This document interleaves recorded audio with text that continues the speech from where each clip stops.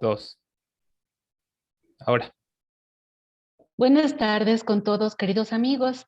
Sean ustedes bienvenidos a la presentación del foro Las potencialidades de la planificación territorial para la reactivación económica del Ecuador, organizado por el Centro de Investigación, Evaluación y Prospectiva CIEP, con el apoyo de la Asociación de Municipalidades del Ecuador, AME.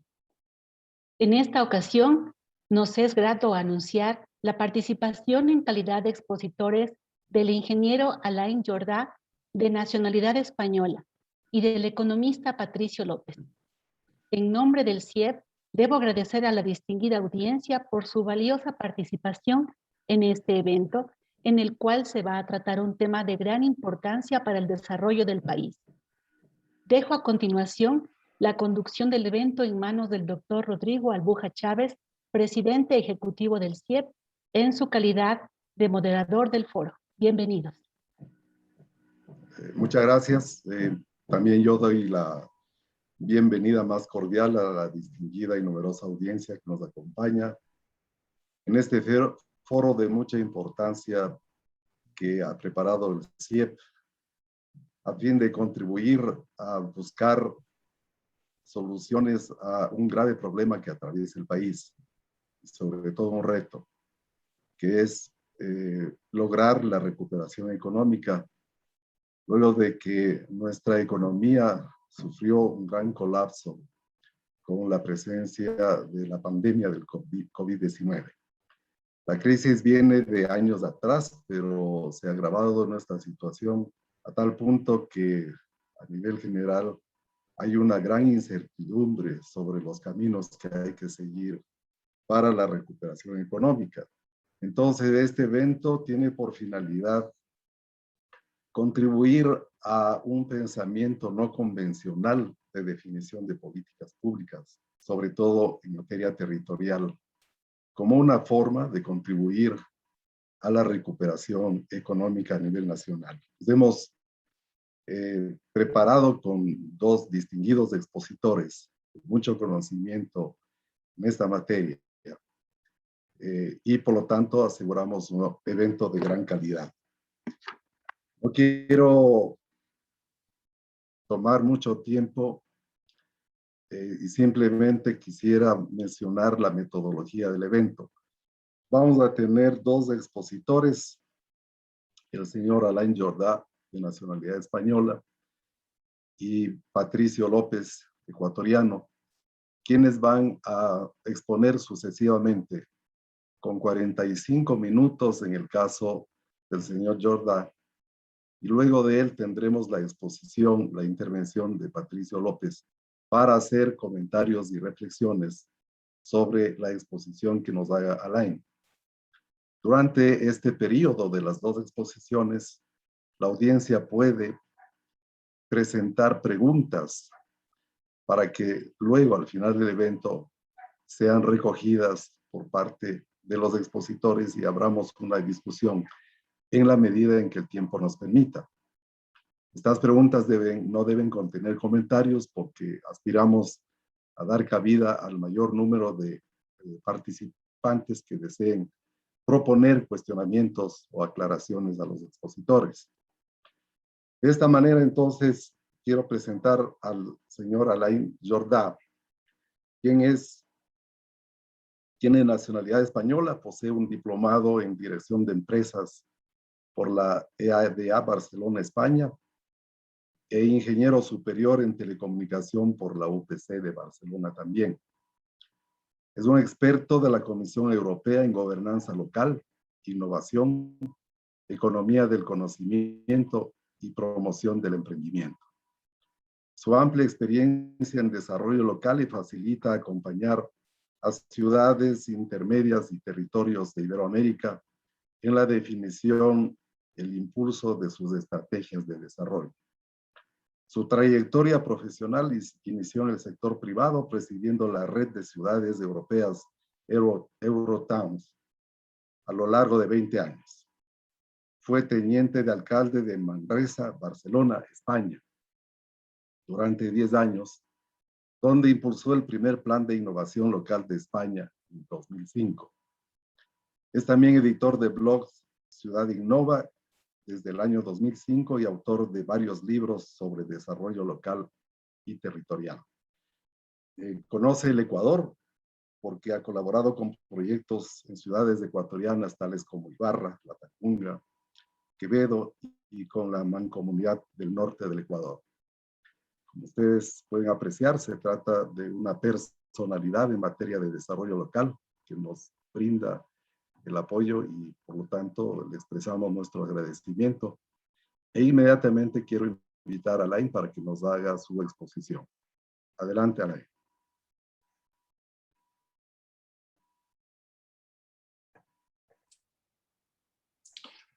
Muchas gracias, Rodrigo. Muchas gracias, Rodrigo. Gracias al CEIP por su invitación a dictar este webinar. Gracias también a la Asociación Municipalista de Ecuador, de Municipalidades de Ecuador, por su apoyo. Y vamos a tratar de hablar de un tema, el desarrollo territorial en Ecuador,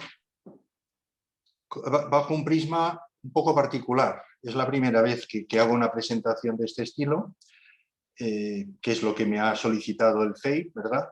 Y es una presentación a dos tipos de público distintos, complementarios, pero distintos. Por una parte, el sector de los economistas, por decirlo de alguna forma. Por lo tanto, un sector que está preocupado, obviamente, por la recuperación y el desarrollo del país, pero lo hacen desde un punto de vista de ámbito nacional, esencialmente, principalmente. Por otro lado, el otro tipo de público es el público municipalista, por lo tanto, personas implicadas en el desarrollo de ciudades, de provincias o de la Mancomunidad del Norte del Ecuador o del resto de áreas de planificación del Ecuador. Como son dos públicos distintos, la charla la he organizado y, si me permiten, voy a compartir mi pantalla.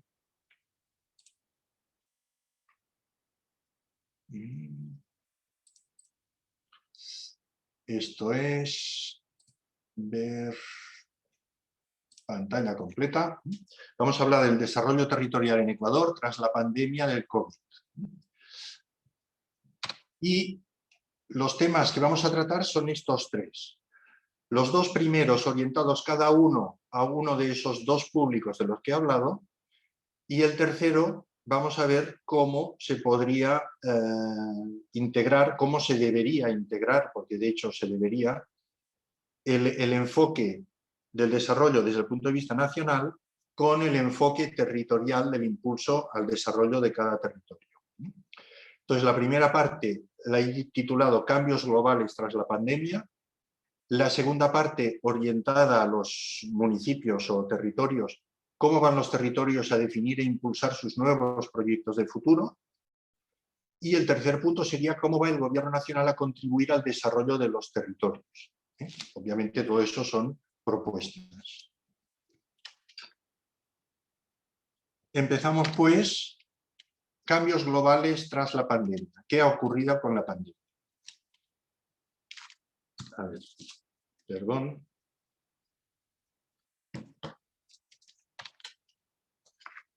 La pandemia ha visibilizado una serie de hechos, de problemas que existían antes, pero que se han hecho mucho más patentes ante la debilidad que hemos demostrado todos los países del mundo ante la pandemia. En primer lugar, la vulnerabilidad de cada país ante la falta de determinados productos. En España no teníamos mascarillas, en Europa no teníamos mascarillas, porque están todas deslocalizadas y las hacen en China o en otros lugares. Hasta ahora no era un problema, ahora es un problema. Mascarillas, respiradores, alimentación. Ha habido lugares donde el sector de la alimentación se ha bloqueado o no ha sido capaz de seguir alimentando a las poblaciones, ¿no? Tema de las vacunas, obvio. Por lo tanto, todos los países se han visto vulnerables ante determinadas situaciones que nunca se habían producido. 2, las desigualdades aparecen ya como insoportables. Las desigualdades generaban disturbios, manifestaciones desde hace años en todas las partes del mundo, pero ahora se han visto como totalmente insoportables. O sea, no es planteable que de la pandemia salgan solo los ricos, deben salir todos, porque si no, si los pobres siguen enfermos, volverán a contagiar a los ricos y así sucesivamente. Por lo tanto, son problemas que nos obligan a plantearnos una solución integral para todos, sin desigualdades. La lucha contra el cambio climático debe ser prioritaria. Bueno, esto ya lo hemos visto, pero con el informe de las Naciones Unidas de hace 2 días, supongo que ya no lo duda nadie, ¿no? El cambio climático es responsabilidad del hombre, ya no hay duda en eso, y bueno, vamos a ir cada día a peor. Ahora en España estamos con una ola de calor que nos viene de Grecia y Turquía, donde llevan semanas con incendios totalmente incontrolables, ¿no? Digitalización es absolutamente fundamental, para la educación, para la sanidad, para la economía, para todo. Es imprescindible la digitalización porque aporta muchísimo valor. Algunos países han dado un impulso a la digitalización de la educación gracias a la pandemia. El mayor activo de los países es su capital humano. Esto también es otra evidencia que se deriva de la pandemia. El capital humano es el que es capaz de crear, de generar, de producir, de imaginar nuevas vías, nuevas soluciones. El desarrollo debe ser ambiental, social y económico a la vez, porque está todo ligado. No podemos pensar solo en un ámbito, hay que desarrollarlo todo a la vez. Desarrollo económico solo no es desarrollo, no va a ningún sitio. Y luego o trabajamos todos juntos o no podremos superar la situación. Todo eso son conclusiones de la pandemia. Bueno, esto lo voy a pasar rápidamente. Carlota Pérez, que es una historiadora de la economía venezolana que está ahora mismo en una universidad inglesa desde hace años, en 2017 ya presentó esta teoría, ¿no? Según la cual la economía mundial sufre una serie de ciclos que no son las crisis que hemos ido viviendo, sino son ciclos profundos en los cuales la economía mundial llega a un punto de no retorno, de insostenibilidad total, y se fuerza entonces un cambio profundo de paradigma y de funcionamiento. El último fue tras la Segunda Guerra Mundial. ¿De acuerdo? Se creó el estado del bienestar y se partió de unas nuevas bases. Ella dice que ahora es un nuevo ciclo y estamos en ese punto. Hay que recrear una nueva forma de funcionar en el mundo, que seguramente lo estamos haciendo aunque no lo veamos, pero que es el momento y la pandemia claramente ha marcado ese punto final del sistema anterior. He puesto, aquí tienen el texto, cuando tengan la presentación, está el enlace al artículo encima del título. ¿Y qué dicen los organismos multilaterales? Es decir, lo que he contado son ideas mías, personales o no. ¿Qué dicen los organismos multilaterales? La CEPAL. La recuperación de la crisis del COVID es un reto mundial. Ningún país, ninguna región, ningún continente puede afrontarlo por sí solo. Por lo tanto, lo que yo decía de colaboración es lo mismo que nos está diciendo aquí. Nos está diciendo, solos no podemos. El Fondo Monetario Internacional, Estados Unidos, la Unión Europea han pasado de la austeridad en 2008 a decir invertir y gastar en 2020. Hay que salvar esa crisis como sea y la deuda pues ya la asumiremos y ya veremos cómo la resolvemos. Pero estos tres entidades están diciendo y actuando de esta forma. La Comisión Europea y la CEPAL trabajarán para avanzar hacia modelos de desarrollo sostenible con la igualdad en el centro. La lucha contra el cambio climático y la transición a modelos de producción y consumo sostenibles deben constituir una prioridad en materia de desarrollo. Declaración conjunta del 29 de junio. Las ciudades tienen un papel clave en la recuperación socioeconómica post-pandemia. Declaración del G20 del 28 de junio del 21. Es decir, la economía no se genera en el aire, se genera en los territorios, en este caso en las ciudades. Tienen un papel clave las ciudades porque son el problema y la solución a la vez. O sea, la contaminación también se genera en las ciudades. Por último, la Comisión Europea fija para 2035 la prohibición de vender vehículos de combustión. No se podrán vender más vehículos que funcionen con gasolina, gasoil, gas o similares. 2035. ¿Cómo lo está afrontando Europa? Definiendo prioridades claras: el clima, la digitalización, la desigualdad. Otro objetivo claro: reequilibrar los territorios. No es posible que unos territorios sean ricos y otros sean pobres. No pueden compartir un mismo territorio nacional. Han decidido dejar de financiar la explotación petrolera, esto ya lo deben conocer ustedes, aparte de prohibir la venta de vehículos de motor de explosión en 2035. Esto es de hace 15 días. Ha mutualizado la compra de vacunas, colaboración. Ha creado deuda mutualizada por primera vez, que no es deuda de los países, sino que es deuda de la Unión Europea y que será la Unión la que deba devolver. Y la distribuye en función de las necesidades de los países, no en función de la riqueza ni de la dimensión de la población, sino en función de cuánto ha afectado la pandemia a los países. España recibe un 18,6% de los fondos con el 10% de la población europea. O sea, discriminación en la asignación de recursos, no a todos por igual. Quien más necesita, más recursos. Pero un plan financiero, que es la deuda, no es un plan de desarrollo. Son cosas muy distintas. Por eso, para recibir ese dinero, la Unión Europea le requiere a cada país un plan perfectamente detallado a largo plazo, que será aprobado o no. Hay países que lo han visto rechazado y tienen que rehacerlo, porque tienen que adaptarse exactamente a los criterios que define la Unión Europea. Yo te ayudo, pero solo si haces esto. Lucha contra el cambio climático, digitalización, lucha contra las desigualdades, reequilibrio territorial, etc. Y además se exige el compromiso de empresas, academias y territorios. Si yo pongo 1, tú tienes que poner 3. Si yo, Europa, pongo 1, tú como país tienes que poner 3. El país no puede poner 3. Entonces el país a lo mejor pone 1 más, pero el resto lo tienen que poner las empresas, básicamente las universidades y los territorios. Como filosofía de cómo se afronta. ¿A qué diferencias nos obliga el nuevo paradigma global en el que estamos entrando?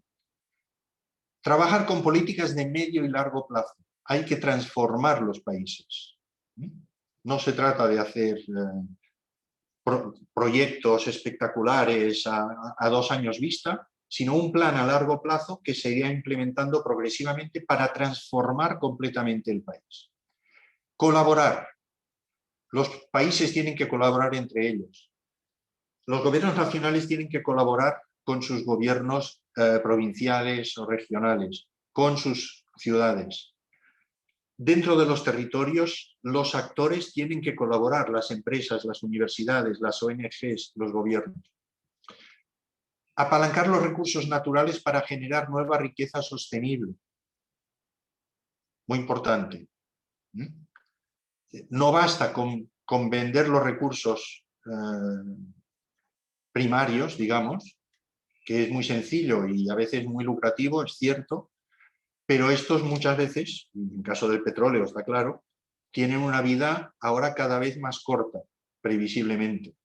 Por lo tanto, es importantísimo, con esos recursos que nos dan esos recursos primarios, definir políticas de desarrollo para que cuando se acabe ese recurso primario, los territorios puedan seguir viviendo mejor de lo que vivían antes, seguramente. Potenciar políticas, uno, de nivel nacional, es obvio, ¿no? Educación, innovación, digitalización, valor agregado, industria, exportación. Y por otro lado, de desarrollo territorial, para impulsar el desarrollo de cada territorio, localizando el trabajo sectorial y utilizando todo el potencial del país. O sea, Ecuador es un exportador de banano, muy bien, pero ese banano se produce en algunos lugares, en unas provincias determinadas, ¿no? Entonces, vamos a ver cómo desarrollamos esos territorios gracias a la riqueza que tienen del banano. Ejemplos de casos reales en el Ecuador. Yo no he participado en ellos más que en el tercero, pero seguro que conocen a los demás, ¿no? Tema del cacao. Si se vende el cacao al mercado internacional, se está ingresando 2 euros por kilo, que es aproximadamente el valor del cacao en los mercados internacionales. Chocolate Pecari, si yo quiero comprar en España sus tabletas, me sale a 55 euros el kilo. Es obvio que un mismo producto, venderlo a 2 euros o a 55 euros es mucho más interesante lo segundo. Es decir, la elaboración la hago yo, porque voy a dejar que la hagan los suizos o los belgas o no sé quién, si yo lo puedo hacer igual de bien. Y esto se llama industria. Es el resultado de la industria, vamos.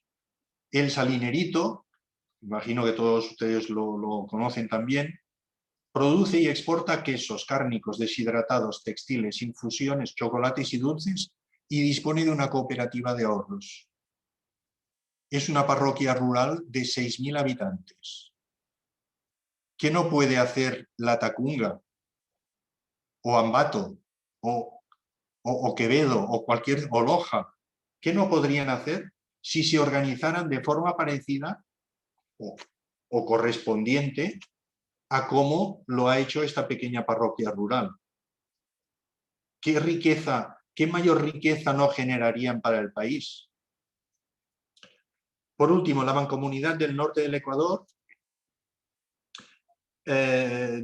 Con ellos sí trabajé. Esas 4 provincias, son 4 provincias, las 4 del norte, o sea, Esmeralda, Sucumbíos, Carchi y Imbabura, tenían una mancomunidad creada y porque estaban interesados en un desarrollo regional de las 4 juntas y no conseguían, a pesar de tener una mancomunidad, de tener gente diseñando proyectos y tal, ¿no?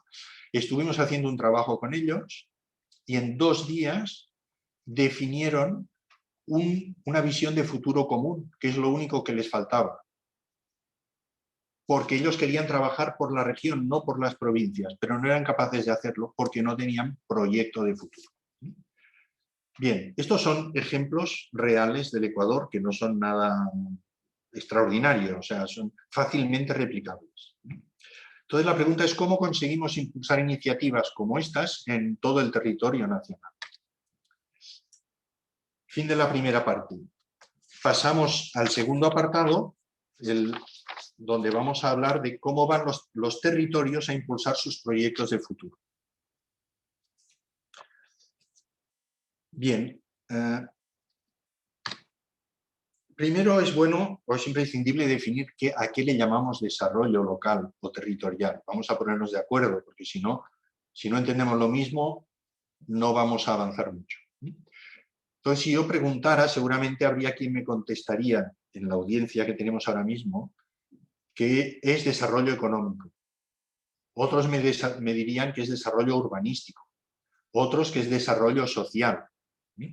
Y todos tendrían razón, porque todos esos desarrollos son importantes. Pero el desarrollo territorial es todo eso a la vez. Desarrollo económico no genera desarrollo territorial, porque no genera riqueza para el territorio. Si no cubrimos los otros apartados, no tenemos desarrollo del territorio. Entonces, desarrollo territorial es todos esos 3 apartados a la vez, pero no cada uno de ellos en solitario. O sea, el económico solo no sirve, el social solo no sirve. Ni tampoco juntos. ¿Qué significa eso? que si vemos los PDOTs, ¿qué son? Son seguramente un plan de desarrollo urbanístico o de ordenación territorial, en ese caso, un apartado de desarrollo económico, un apartado de desarrollo social, a lo mejor un apartado de desarrollo turístico, desarrollo ambiental, etc. Pero cada uno de ellos se ha definido por su cuenta. No están relacionados entre sí. No tienden a un objetivo común. Eso tampoco va a generar desarrollo local ni territorial, ¿eh? Porque cada uno va a tirar hacia su propio interés en detrimento de los demás. El verdadero desarrollo local va a requerir un proyecto integral de territorio, no con 3 partes, sino integral del territorio, que vamos a tener que desplegar durante los próximos 10 o 15 años. No se hace en un mandato municipal. Por lo tanto, hay que mantener el esfuerzo. Y ese proyecto, última idea, solo puede surgir del territorio. Es imposible que desde Quito alguien telecontrole el desarrollo de Loja. No tiene sentido, no es posible. ¿Por qué? Porque el desarrollo tienen que llevarlo a cabo los que están en el territorio. Y si alguien les dice, no, ustedes tienen que dedicarse a producir brócoli. Oiga, nosotros brócoli no hemos producido nunca, nosotros queremos producir no sé qué. Entonces ya estamos. Por lo tanto, o sale la idea del territorio o no habrá desarrollo.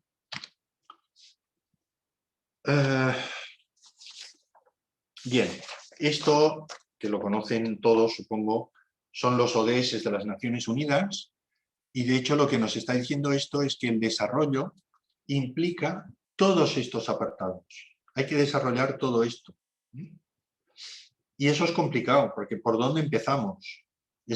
Son demasiadas cosas, ¿no? No, voy a delegar a una persona para cada... No. Debemos pensar la idea global y a partir de ahí, y ahora lo veremos pronto, bajar a todos los distintos ámbitos. 3 ideas para el desarrollo territorial. El desarrollo territorial tiene 2 caras. ¿Qué 2 caras son? El presente y el futuro.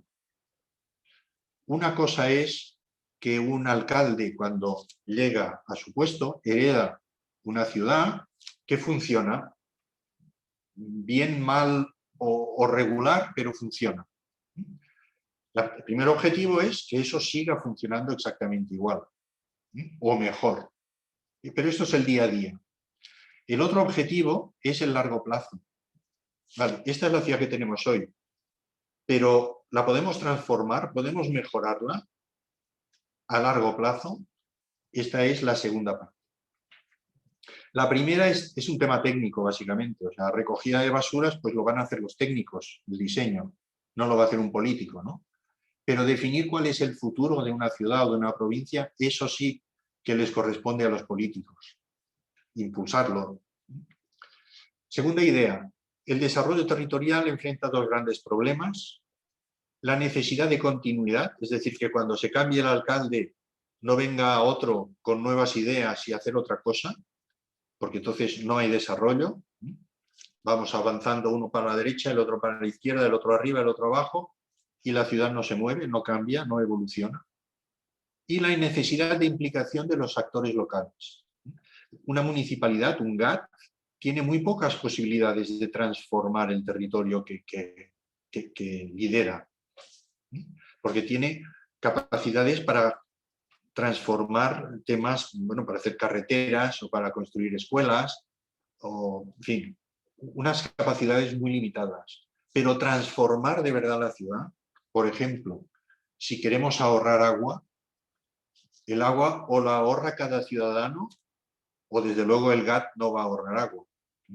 Si queremos mejorar la selección de la recogida de residuos, o lo hace cada ciudadano o el GAT desde luego no va a mejorar la gestión de residuos. Y así muchísimas cosas, ¿no? La movilidad en las calles, etcétera, etcétera. Por lo tanto, necesitamos que se implique todo el mundo, no solo la administración pública. El caso del Estado de México. Esto fue un secretario de infraestructura de un estado mexicano que pidió hablar conmigo. Al principio del mandato todavía no habían tomado posesión de los cargos, pero ya habían ganado las elecciones y el que iba a ser gobernador ya había nombrado a sus secretarios. Y este hombre me decía que él es que no sabía por dónde empezar para definir la política de infraestructuras. Bueno, entonces estuvimos hablando y le pregunté, ¿qué objetivos os ha dado el gobernador? Porque algún objetivo os habrá dado. Dijo, sí, nos ha dicho que quería mejorar la educación, quería mejorar la competitividad de las empresas y quería reducir la delincuencia. Obviamente, esto no es ninguna información para definir un plan de futuro, o sea, y menos para definir una política de infraestructuras, obviamente, ¿no? Es que no, ninguna información, cero. Entonces le dije, imagínate que el gobernador os hubiera dicho, en este mandato quiero que nuestro estado se transforme en el primer exportador mundial de chiles. El producto real era otro, pero el caso es el mismo. No bien hube acabado de pronunciar la frase, me dijo, entonces ya sé lo que tengo que hacer. Porque si tenemos que crecer en producción y en calidad de chiles, tendré que ver cómo están los caminos y las carreteras para llegar a las zonas productivas, tendré que ver cómo están las infraestructuras de riego para las zonas de producción, tendré a lo mejor que construir zonas logísticas para acopio de productos, etcétera, etcétera, etcétera. Es decir, un criterio para el territorio da criterios para pensar las políticas de todos los ámbitos. ¿De acuerdo? Por lo tanto, conclusiones de esta... ¿Alguien solicita control remoto de mi pantalla? No. A ver. Bien, como resultado de estas tres primeras ideas, las conclusiones son que cada territorio necesita una visión de futuro, a dónde queremos ir. O sea, queremos liderar la exportación de chiles, o puede ser, queremos ser el centro de producción de café del Ecuador. Una visión de futuro singular, o sea, propia de ese territorio. No queremos mejorar la economía y la educación. Esto es, con perdón, es absurdo. O sea, algún territorio no quiere mejorar la economía, ni la educación, ni reducir la delincuencia. En todo el mundo, todos quieren lo mismo. O sea, para decir eso no digamos nada. Necesitamos un objetivo singular, nuestro, el que nosotros vamos a conseguir y no los demás. Que además esta visión sea compartida y consensuada y que sea una visión de territorio, no de un sector económico o de otro sector económico, no, una visión del conjunto del territorio. ¿Y eso cómo se consigue? Bueno, con 4 criterios, lo voy a pasar rápido porque en todo caso otro día podemos entrar mucho más en detalle.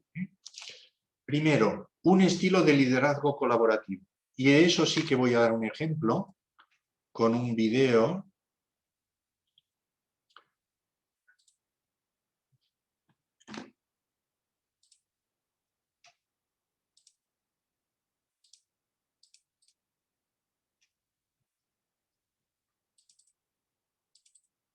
Anda, ahora no me deja entrar.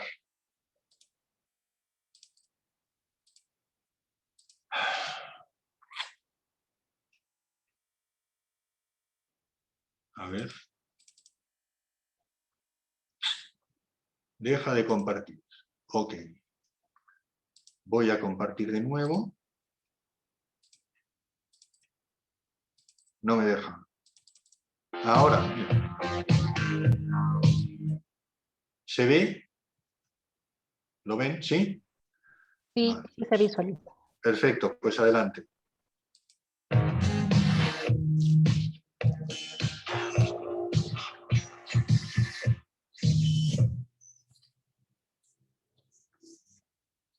¿Alguna vez ustedes se preguntaron cómo se construyeron las ciudades? ¿Cómo se construyó su ciudad? Cómo en la mente de los visionarios se trazaron las calles y avenidas en las que se dispusieron casas, edificios, escuelas y parques. Hoy es la oportunidad para que todos cimentemos la Ibarra de nuestros sueños, la Ibarra del futuro, la Ibarra en la que queremos y nos merecemos vivir.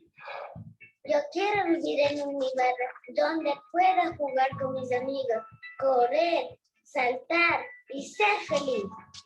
Yo quiero vivir en un Ibarra de oportunidades, donde los jóvenes seamos partícipes de su desarrollo, donde se nos escuche y se nos abran los espacios que necesitamos para alcanzar nuestras metas. Yo quiero vivir en una Ibarra que mantenga su historia, sus costumbres, su cultura, sin que ello retraiga su progreso, sino que más bien lo impulse. Yo quiero vivir en un Ibarra incluyente, donde no haya discriminación, donde se respete las diferencias de la gente y se apoye a quienes más lo necesitan. Todos estos sueños pueden hacerse realidad, imaginándonos juntos el futuro, diseñando la ciudad ideal en la que podamos movilizarnos, educarnos, disfrutar y convivir con los demás. Te invitamos a ser parte de este plan de acción.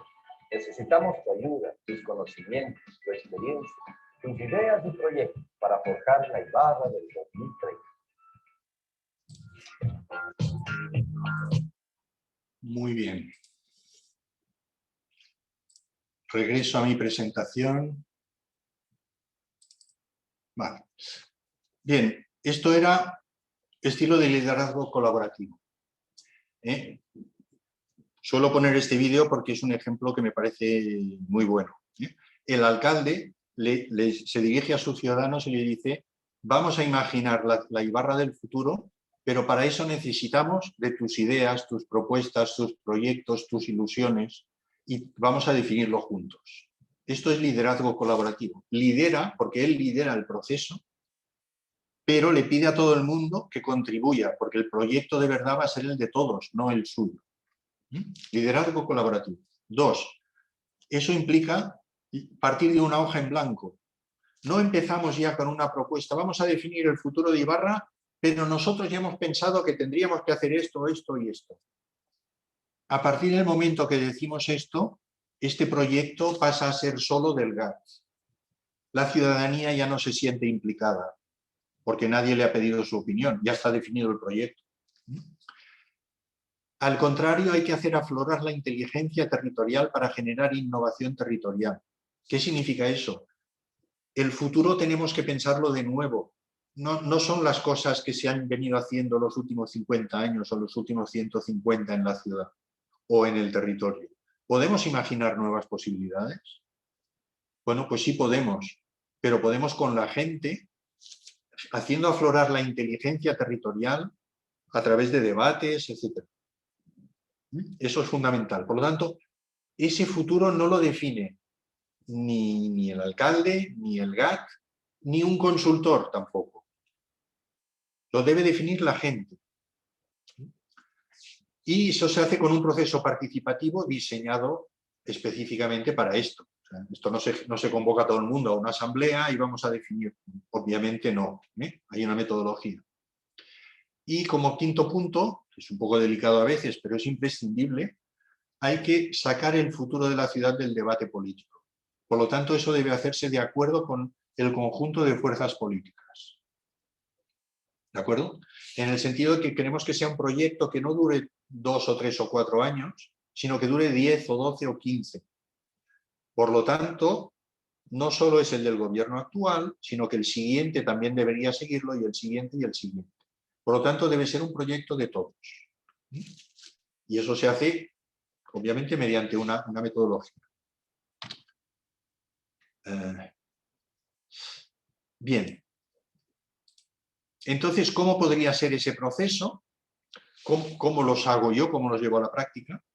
Definimos lo que llamamos el Plan de Futuro del Territorio, que es un documento de 10 a 15 páginas. No es un PDOT, que es un documento extenso. Son 10 a 15 páginas que definen las grandes líneas de lo que va a ser esa ciudad o esa provincia dentro de 10 o 15 años. ¿Cuáles son los objetivos? ¿A partir de qué activos partimos? ¿Cuáles son los grandes proyectos imprescindibles si queremos transformarnos en en ese gran exportador de chiles, por ejemplo, ¿no? Y esas 10 o 15 páginas se definen nada más que en 3 días mediante un grupo de 40 ciudadanos seleccionados, perfectamente representativos de la ciudadanía. Importante, ¿eh? O sea, no son los 40 ciudadanos, mira, voy a llamar a este, no, es un poco más complejo este proceso. En todo caso, en las preguntas podemos volver sobre esto. Un proceso participativo, después de que estos ciudadanos han definido la primera versión del plan de futuro, un proceso participativo abierto y amplio para difundir la propuesta y mejorarla. Y de paso se consigue la apropiación por parte del conjunto de la ciudadanía de ese proyecto. Porque ese proyecto no viene del GAT, viene de 40 ciudadanos que la gente puede saber quiénes son, obviamente, y por lo tanto se ve ahí representada. Y entonces además pueden aportar mejoras, de esta forma es como se lo apropia. Luego se crea una estructura mixta de gobernanza, porque si el proyecto lo tenemos que hacer todos, tiene que haber una estructura de gobernanza donde también estemos todos. Si esperamos que los empresarios hagan inversiones en ese proyecto, los empresarios tienen que estar también en el puente de mando de ese proceso, igual que la academia y que las ONGs o las organizaciones que correspondan en cada caso. Y una vez definamos ya, quede definido este plan de futuro y ratificado por el proceso participativo, es cuando entonces sí pasamos a definir los proyectos sectoriales que todos conocemos perfectamente. El económico, el social, el de movilidad, etc. El resultado de eso será un plan de futuro que va a dotar al territorio de un marco estratégico, porque marca las grandes líneas y los grandes objetivos, con el que los actores locales están alineados y comprometidos, porque ellos lo han definido, que estimulará a la vez las sinergias entre actores, otra cosa que no suele ocurrir. Los empresarios recurren a la universidad porque se han dado cuenta de que la universidad es capaz de aportarles soluciones a problemas que ellos tienen, con una organización de gobernanza compartida que va a multiplicar el potencial territorial y la proyección exterior del territorio, y que va a quedar como guía de trabajo para los futuros gobernantes del territorio. Tercera y última parte, ¿esto cómo se casa? Las políticas nacionales con los proyectos territoriales. Para impulsar iniciativas en todo el territorio nacional es imprescindible la colaboración. Lo que decía Alicia Bárcena de la CEPAL, nadie puede salir solo de esto, colaboración. En este caso entre administraciones públicas, el gobierno nacional por un lado y las administraciones territoriales por otro, regiones, provincias, ciudades, comunidades. A estas les corresponde definir su propio proyecto, impulsarlo y desplegarlo, y al gobierno nacional le corresponde apoyar esos esfuerzos, obviamente condicionados a unos criterios, la misma filosofía de la Unión Europea. Es decir, yo voy a apoyar ese proyecto siempre que ese proyecto siga los criterios que hemos trazado a nivel nacional. Entonces, el gobierno nacional puede primero debería definir primero prioridades estratégicas de país, a nivel interior, alimentación, salud, educación, energía, digitalización, todo esto que sufre un replanteamiento a la vista de la pandemia. Prioridades estratégicas de proyección exterior, obviamente, en el ámbito de la exportación, el turismo, atracción de talento, etc. Y tras estas prioridades estratégicas de país, definir una política de desarrollo territorial que cohesione la planificación nacional de servicios e infraestructuras. Entiendo que es lo que se pretendía cuando se crearon las zonas de planificación. En vez de planificar 24 provincias, pues tienes menos zonas de planificación donde puedes planificar las carreteras, puedes planificar las escuelas, puedes planificar los hospitales. Tiene seguramente mucho más sentido en una zona de varias provincias que en una sola provincia, ¿no? Por lo tanto, cohesionar la planificación nacional, estimular la aparición de iniciativas locales en todo el país y promover proyectos de desarrollo territorial, ya sea a nivel de ciudad, de provincia o de región. Para ello, yo pienso que una buena pista es pensar en el país como una red de ciudades. Una red de ciudades, cada una de ellas genera economía y cohesiona y dan servicios a sus regiones o provincias. ¿De acuerdo? Porque es fundamental para todos los países, pero yo creo que para el Ecuador más, puesto que tiene mucha agricultura, fijar a la población en los territorios rurales, porque son los que producen agricultura, ¿no? Entonces, para eso es fundamental una red de ciudades que preste servicios a todas estas personas que no necesiten irse a Guayaquil o a Quito a buscarse la vida porque localmente tienen los servicios que necesitan. Un desarrollo territorial equilibrado requiere colaboración entre gobierno y territorio. ¿Cómo funcionaría eso? El gobierno nacional debe impulsar procesos territoriales. O sea, debe decir a los territorios que impulsen procesos de desarrollo. No debe hacerlo él, deben hacerlo los territorios. Debe además definir criterios y prioridades para eso. O sea, no cualquier territorio me sirve. Hay que respetar el medio ambiente. Hay que respetar, luchar contra el cambio climático. Hay que reducir las desigualdades, etcétera, etcétera. Son criterios que define el gobierno nacional y que luego podrá apoyar la ejecución de esos planes territoriales que resulten, locales, provinciales o regionales. ¿De acuerdo? Son planes que, recordemos, que no son para el GAT provincial o el GAT municipal. Son planes del territorio, en los cuales el GAT tiene un papel de liderazgo, obviamente, pero también los demás actores tienen un papel fundamental para llevarlos a cabo. Cada territorio luego deberá alinear voluntades entre ellos, entre sus actores, ponerse de acuerdo, ¿qué vamos a hacer aquí? ¿Vamos a producir flores o brócoli o banano o qué vamos a hacer? Alinear voluntades para definir su propio plan, organizar la cogobernanza de ese proceso de desarrollo que vaya a resultar y sumar al gobierno nacional a su proyecto, porque obviamente vamos a necesitar inversiones que el territorio no puede hacer y va a necesitar que sea el gobierno nacional quien apoye esas inversiones. Por último, establecer mecanismos de colaboración que funcionen y que sean eficaces y eficientes entre todos los actores.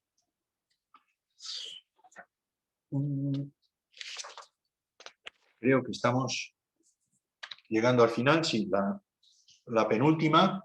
¿Cómo llevar eso a cabo? Pues 3 grandes líneas de actuación. Primero, planificar el territorio en áreas de desarrollo.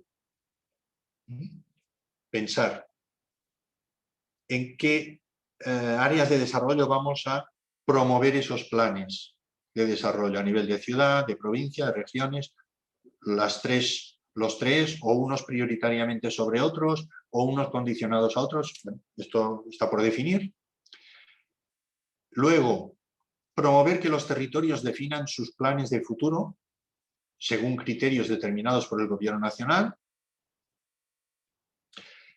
con la tranquilidad o la promesa o la garantía de que cuando definan sus planes de futuro, que lo hagan entre todos los actores del territorio, que todos se pongan de acuerdo en una línea de trabajo y con las aportaciones de cada uno de ellos, entonces el gobierno nacional va a entrar a apoyar determinados proyectos.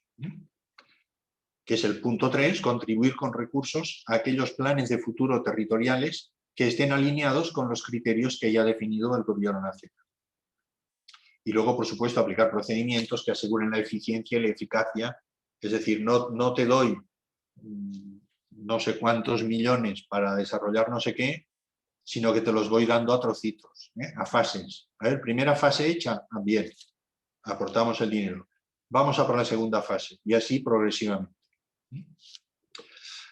Y aquí lo dejo. Sé que quedan muchísimas cosas más por decir, pero es una introducción y por lo tanto lo dejamos aquí y luego ya entraremos en el último apartado, en la tertulia o comentarios.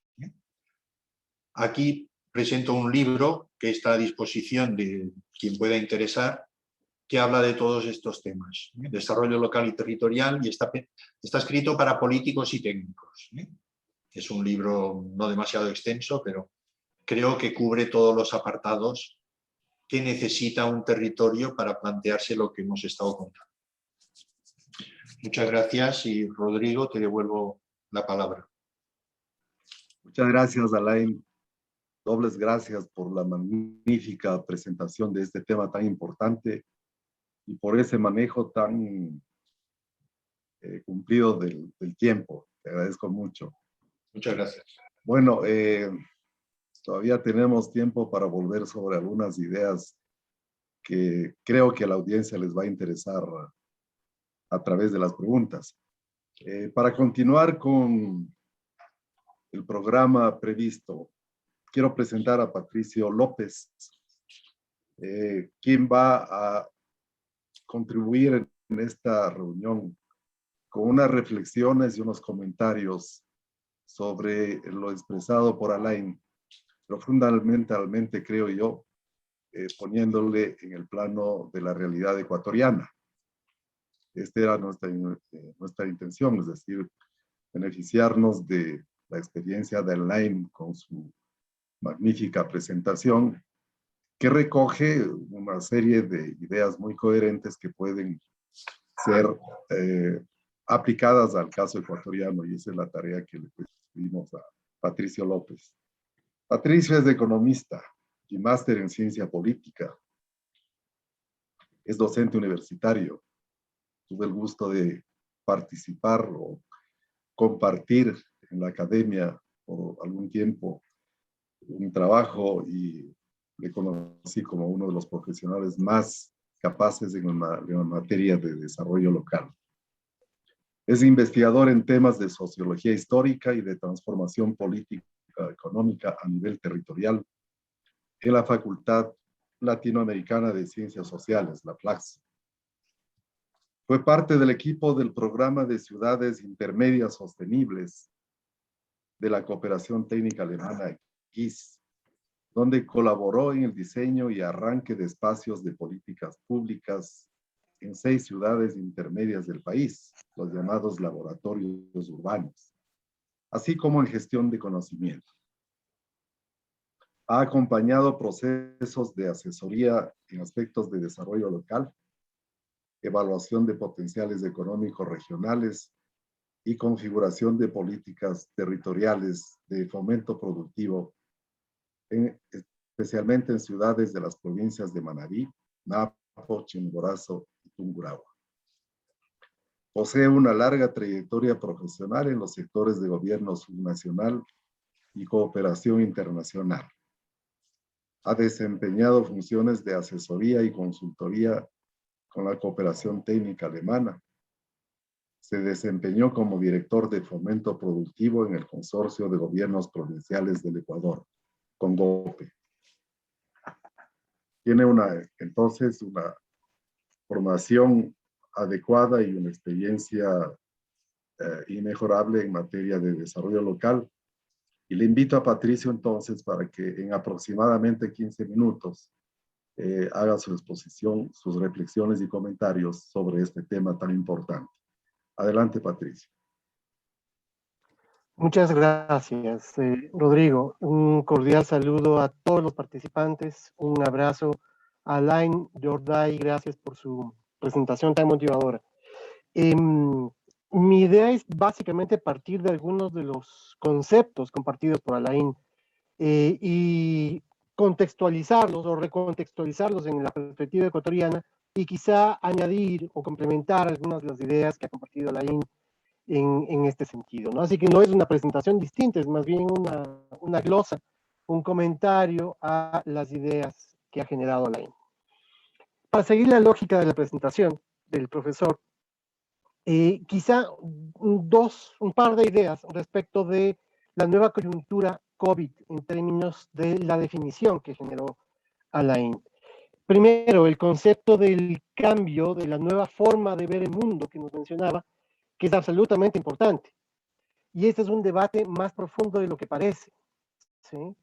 El cambio del modelo, de la forma de ver el mundo, es particularmente importante si pensamos en un contexto de recuperación económica. Estamos hablando de una recuperación económica que significa básicamente volver a lo que hacíamos antes, o estamos hablando de una reorientación económica que significa hacer algo distinto a lo que hacíamos antes. Y hay un enorme debate en este sentido, ¿no? Desde aquellos teóricos que mencionan la posibilidad de volver a una especie de aceleramiento o pico de consumismo y de hedonismo para compensar de alguna manera el periodo de desajuste o de reducción que significó el COVID, u otros teóricos que más bien piensan que este periodo de tiempo de pandemia puede haber cambiado de alguna manera los patrones de consumo y de ahorro y de producción de alguna manera, de manera permanente, digamos. Este debate está abierto, totalmente abierto, pero cabe la importancia de notar cuán determinante es para países como el Ecuador, que depende fundamentalmente de su perfil exportador y de su inserción en el mercado de bienes, servicios y capitales a nivel mundial. Un ejemplo muy sencillo. La primera respuesta global al tema del nuevo modelo de gestión económica ha sido la inyección de efectivo más grande en la historia de la posguerra al sistema mundial. Es decir, cada gobierno nacional y el sistema monetario internacional ha generado una inyección de recursos y genera todavía y va a seguir generando una inyección de recursos de efectivo en la economía para propiciar un estilo keynesiano de alguna manera la recuperación de la demanda internacional y el que permee hacia los países particularmente. Problema de esa estrategia, o problemas de esa estrategia, uno, que no está considerando que la pandemia no solo ha generado una retracción de la demanda, sino una reducción de las posibilidades de oferta. El empleo y el número de empresas se han reducido de manera significativa y permanente. Es decir, las empresas no han cerrado temporalmente hasta que pasa el COVID. No, hay empresas que han dejado de existir y que han expulsado a su mano de obra. Y aunque tengamos dinero para gastar, muchas empresas ya no están para generar los productos que antes comprábamos. En primer lugar. Y en segundo lugar, es qué pasa con el estilo de desarrollo y la inserción internacional en este nuevo esquema. Así como la inequidad es fundamental a nivel de las naciones, la inequidad es fundamental a nivel de los países. Y en este sentido, el tener zonas, áreas del mundo totalmente segregadas, totalmente fuera del ámbito, de la órbita del sistema internacional económico y productivo, se ha ahondado como un problema y como un fenómeno a partir de la pandemia y no se ha reducido. Es un ejemplo, lo estamos viendo patéticamente con el tema de la distribución de vacunas a nivel mundial. Entonces, un mundo más dividido y más desigual, en un contexto en el que posiblemente la oferta no va a poder seguir al incentivo de demanda, puede significar tensiones importantes a nivel mundial y, por supuesto, para países como el Ecuador. Segunda nota importante a la primera parte de la exposición de Alain es el rol de las ciudades. Absolutamente de acuerdo. Quizá una nota complementaria nada más, y que Alain lo ha manejado perfectamente bien, y ahora por el tiempo tuvo que sintetizarlo. Y es el carácter de las ciudades, sobre todo de aquellas que tienen una función territorial de intermedialidad.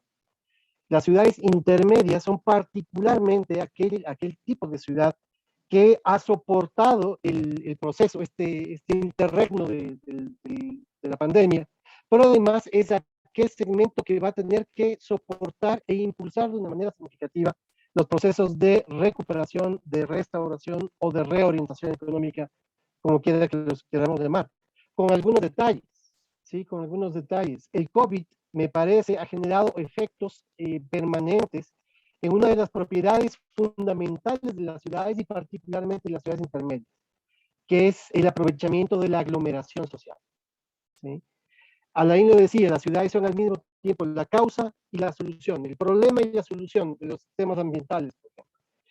Es verdad, pero tanto el volumen cuanto el sentido de los problemas y las soluciones dependen en mucho de cómo se maneja la aglomeración ciudadana, el grado de planificación, ordenamiento, educación y diseminación de conocimientos a nivel de la población, que se concentra cada vez más en contextos urbanos, y sobre todo en regiones como América Latina y países como el Ecuador. Vamos a ver rápidamente este tema. Así que las ciudades en general sí, pero particularmente las ciudades intermedias, que en el caso de Ecuador son la mayoría, ¿cuál es su rol, cuál es su reto y cuál es su aporte en este proceso de replanteo del futuro post-COVID? Quizá eso como dos temas a acotar a la primera parte de la intervención de Alain. Para la segunda parte yo quisiera compartir rápidamente una lámina, que lo hago este momento.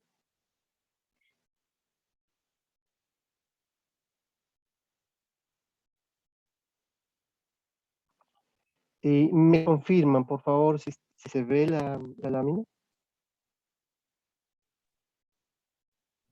Está empezando la función de compartir. Todavía no se visualiza. Ahí va.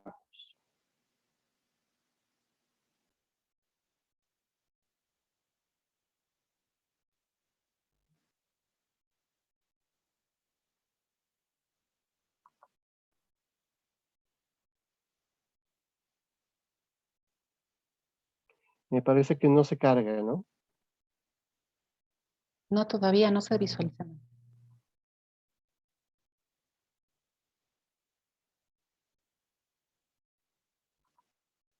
Bueno, es una pena. En todo caso, déjenme avanzar en homenaje al tiempo. A ver, siguiendo un poco la lógica, no sé si me escuchan, por favor, el internet está un poquito inestable. Y escuchamos, Patricio. Sí, perfecto, gracias. La propuesta que nos da Alain es una propuesta secuencial bastante lógica, que arranca con la construcción de una visión de futuro, pasa a una creación, un proceso de creación social, le llamo yo. Alain lo llama la formación de equipos técnicos mixtos, de colaboraciones y cooperación público-privada y gubernamental, la formación de un entorno de gobernanza, tripartito al menos, etcétera. En todo caso, es un momento, una fase de construcción y de creación integral de la ciudadanía a partir de una visión construida de manera conjunta, para pasar de allí a una acción colectiva efectiva que aterrice, concrete y ejecute los acuerdos y los marcos de planificación que han sido construidos. Esto genera a su vez un proceso de políticas públicas que concretan, que enmarcan, que sustentan de alguna manera este tipo de intervención. Y por supuesto eso cierra, y esto Alain en varios de sus textos lo llama de otras maneras, pasa también por un tema de evaluación de procesos y un proceso de gestión de conocimiento para aprendizaje colectivo. Ese proceso, que es bastante lógico y en el que pocos estaríamos en desacuerdo, me parece que lo único que requiere en el caso ecuatoriano es hacer algunas acotaciones y algunos aterrizajes, ¿sí? Carambas, qué pena, lamento mucho, hay un problema con la pantalla, definitivamente.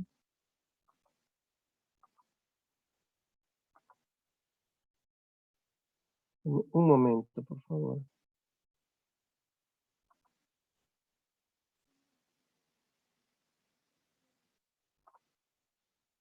Sí, yo creo que voy a compartirles el archivo directamente para que ustedes lo puedan revisar. En todo caso, se pierde solo una visualización simpática, pero la idea sigue siendo la misma.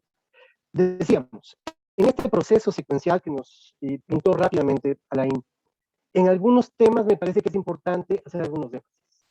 Quizá el primer punto es el más importante. La construcción de la visión de futuro, del plan de futuro, como lo llama Alain, es fundamental y en eso concordamos totalmente. Sin embargo, esta construcción dista mucho de ser armónica y de ser sencilla, ¿sí? Ya nos lo advertía también Alain, pero me parece que en este caso, al menos en el caso ecuatoriano, porque me parece esto se puede aplicar en muchos otros casos, va más allá incluso del tema metodológico. Primero, la construcción de una visión de futuro representa primero y ante todo tener claro el marco de construcción de esa visión de futuro en una lógica de desarrollo nacional. Es decir, para que un territorio pueda construir su visión de desarrollo territorial, es una condición necesaria, no suficiente, pero necesaria, que parta o que pueda partir de un marco de orientación de desarrollo que regularmente viene desde los actores y las esferas nacionales. Es decir, siempre es más sencillo un proceso de planificación local si es que tiene como antecedente un marco de planificación nacional que da algunas orientaciones claras, prácticas y consecuentes con la lógica de los territorios. Pasa eso en el Ecuador. Lamentablemente, el proceso de planificación nacional en el Ecuador ha tenido altos y bajos de manera significativa.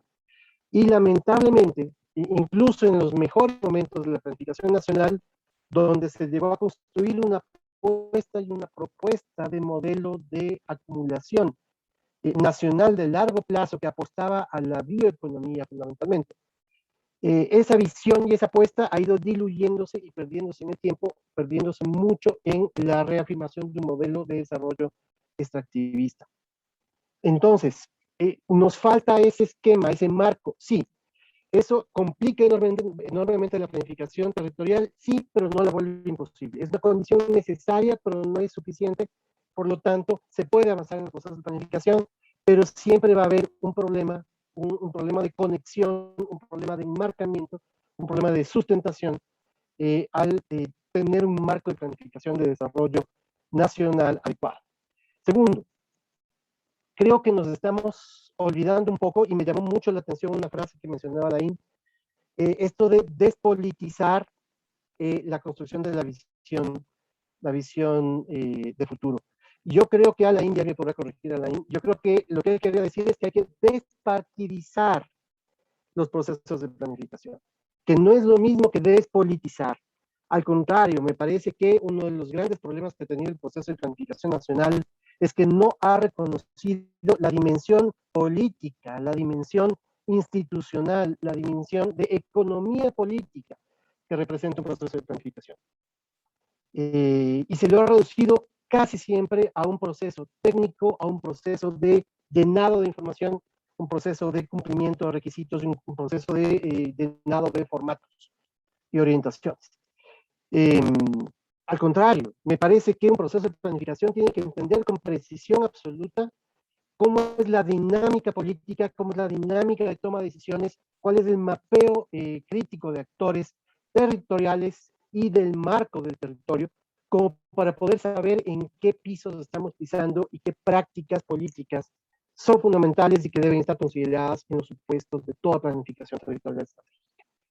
Y esto es clave porque el Ecuador tiene problemas muy particulares. Primero, hay un proceso de urbanización agresivo significativo. Actualmente, alrededor del 70% de la población del país se ubica en áreas urbanas. Y el aceleramiento de esta transformación ha sido drástico en los últimos 10 a 20 años. Así que gran parte, la mayoría de la población del país ahora se asienta en ciudades y existe una tensión con las áreas rurales. Segundo, los actores territoriales de ciudades y de áreas rurales han mostrado un enorme grado de activismo y de participación en el gasto público particularmente. Entre el 2010 y el 2014, para que tengan una idea, el crecimiento del gasto público de los GATS es de alrededor, de promedio, hablando de todos los GATS, del 300, más del 300% en términos reales, ¿sí? Es decir, se gasta mucho dinero público en servicios y en acciones desde los gobiernos locales en los territorios. Así que hay un gran activismo desde este lado. Y pese a ello, la proporción del PIB del Ecuador que se gasta a través nacionales es menor al del promedio de América Latina. Y estamos cerca de Chile, más o menos. Es decir, seguimos siendo un país muy centralizado y sin embargo los actores territoriales descentralizados han tenido una perspectiva de crecimiento en su gasto de manera significativa en un contexto de urbanización. Y por último, los GATS ecuatorianos sufren de un grave problema de dependencia de los recursos del gobierno central. ¿sí? Alrededor, si hacemos de nuevo un promedio entre todos los GATS, alrededor del 80% de los recursos, de los ingresos que manejan los GATS, provienen de transferencias del Estado central, y por lo tanto el margen de acción política y el margen de sustentación, de autosustentación económica de los GATS es muy difícil. Entonces, en ese contexto, tenemos que entender que los procesos de planificación no pueden ser uniformes ni políticamente ni metodológicamente. Por último, en el tema de visión de futuro común, creo que es importante recalcar un fenómeno que lo mencionaba Alain, y es la confusión que no ha pasado entre la planificación institucional del GAT, del gobierno autónomo descentralizado, y la planificación territorial. Lo que tenemos, y todo el país lo tiene, y está casi todo actualizado de alguna manera, excepto por el último periodo de pandemia, todos los GATs tienen su plan de desarrollo y ordenamiento territorial, y muchos han podido avanzar al siguiente nivel de planificación, que es el plan de desarrollo, el plan de uso y gestión de suelo. Sin embargo, muchos de esos planes de desarrollo están lejos de ser planes de desarrollo territorial y se centran en la figura institucional de los propios. Dar el salto entre la planificación institucional y la del territorio es un tema pendiente todavía en gran parte, no digo totalmente, hay casos muy importantes en Ecuador donde se ha logrado ese salto, pero no ha podido darse en su mayoría. Y además, por otro lado, hay un problema que sigue siendo gravísimo en el tema de articulación interinstitucional.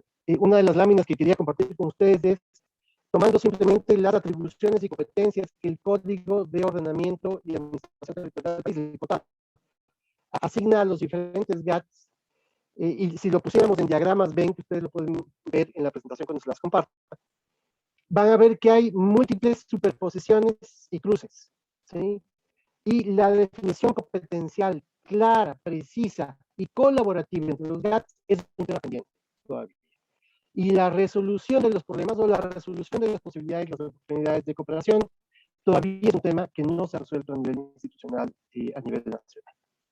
Entonces, esto complica ciertamente la construcción de una visión de futuro común, que es más difícil que la de una variante metodológica. Creo que ahí tenemos que hacer mucho trabajo a nivel país y deberíamos discutir con mucha claridad cómo cambiar esto. ¿Cómo modificarlo? Si me permiten pasar al siguiente paso que mencionaba Alain, que yo le llamo de creación social. Ya cuando se tiene una visión, uno pasa a la construcción de los conglomerados, las redes, las alianzas sociales de actores que pueden impulsar esa visión. Creo que el país tiene experiencias interesantes y significativas de que esto es real y funciona. Voy a compartir enseguida en el chat los links de algunos documentos que creo que les pueden servir, pero hay algunas experiencias muy interesantes de cómo se han generado procesos de construcción de agendas ciudadanas de desarrollo urbano participativo, sostenible, con consideración de criterios de derechos y de cambio climático. Me constan 6 casos claros que lo impulsamos a través del programa de ciudades intermedias en GIZ, y voy a compartir con ustedes la sistematización desde uno de los actores sociales que nos ayudó en estos procesos, que es Fundación Esquel, para que ustedes puedan revisar estas experiencias. La sociedad civil está preparada para asumir un rol de construcción más fuerte, más colaborativo a nivel de planificación y de políticas públicas. Sí, absolutamente. De manera activa, siendo actores de procesos que retan a los actores privados y a los actores públicos, y de manera indirecta también siendo una fuente y actores fundamentales de nuevos procesos que combinan la digitalización con la planificación. Y me refiero fundamentalmente al uso de los datos científicos y lo que es la tecnología ciudadana o tecnología cívica como herramientas para alimentar los procesos de planificación. Lo primero, la multitud de datos que hay y que han permitido generar mapas de proyección climática a nivel nacional. Existen ahora metodologías que nos permiten hacer el downscaling, la reducción de esos grandes mapas de niveles nacionales e incluso regionales a niveles de áreas urbanas o de ciudades de tamaño intermedio, por ejemplo. Las metodologías existen y se han probado, y ha habido un ejercicio público-privado y público-vertical, nacional y local, para poder hacer estos ejercicios de una manera, o estos pilotos de una manera significativa. Y existen además experiencias interesantes de uso de tecnología cívica en la que dispositivos, por ejemplo, de generación de datos sobre calidad de aire, han podido ser alimentados a través de participación ciudadana mediante dispositivos muy baratos de sensores montados en plataformas abiertas de tecnología ciudadana. Voy a compartir con ustedes uno de los casos que conozco con precisión, que es el del levantamiento de estos datos en el caso de la ciudad de Loja. Se los voy a poner también en el chat enseguida. Entonces creo que esto es fundamental y esto es uno de los temas en los que Ecuador puede aportar de manera significativa. Los casos positivos de acción ciudadana van más allá incluso de los buenos referentes que nos mencionaba Laín, y creo que podríamos hacer ahora sí un ejercicio de paneo de estas experiencias significativas y poder hacer un ejercicio mucho más sistemático de alimentación mutua. Cierro pasando a otro de los puntos que me parecía fundamental en la mención de Alain y que la dejó muy general, que me gustaría simplemente precisar. La planificación tiene que aterrizar y conectarse con políticas públicas y con acción ciudadana, ¿sí? Pero las políticas públicas necesitan un replanteo del concepto y la percepción del concepto que tenemos de ellas. Hasta ahora, la política pública es visto como una especie, o es visto a través del lente del enfoque de la norma control. Es decir, el éxito de una planificación es vertirse o derivar en un marco regulatorio o en un marco normativo o un marco legal que se transforma en mandato para los actores y que requiere un ejercicio de control. Este modelo es cada vez menos funcional. No digo que no deban existir normas de ley, pero por supuesto, eso es absurdo decir lo contrario. Sin embargo, el hecho de que una disposición, una ordenanza, por ejemplo, apegada a un marco de planificación municipal, pensar que el proceso de ejecución de la política pública ha llegado a su culmen a través de la generación de un instrumento como una ordenanza es quedarse en la tercera parte del proceso. Porque si es que la norma no tiene una estructura de cumplimiento, una estructura de operación y una estructura de control y cumplimiento y además una base de legitimidad ciudadana que la acoge y la cumple, no tiene sentido. Así que las leyes deben existir, las normas deben existir, pero transformar o pretender que la planificación trate de aterrizar constantemente a normas de cumplimiento obligatorio empieza a ser práctico y empieza a ser poco práctico, digamos, y empieza a tener debilidades significativas. Y gana territorio, gana espacio, una nueva concepción de la política pública anclada no en la norma control, sino en el comportamiento mismo de los ciudadanos. Y es combinar el diseño de políticas públicas con la lógica de la economía del comportamiento.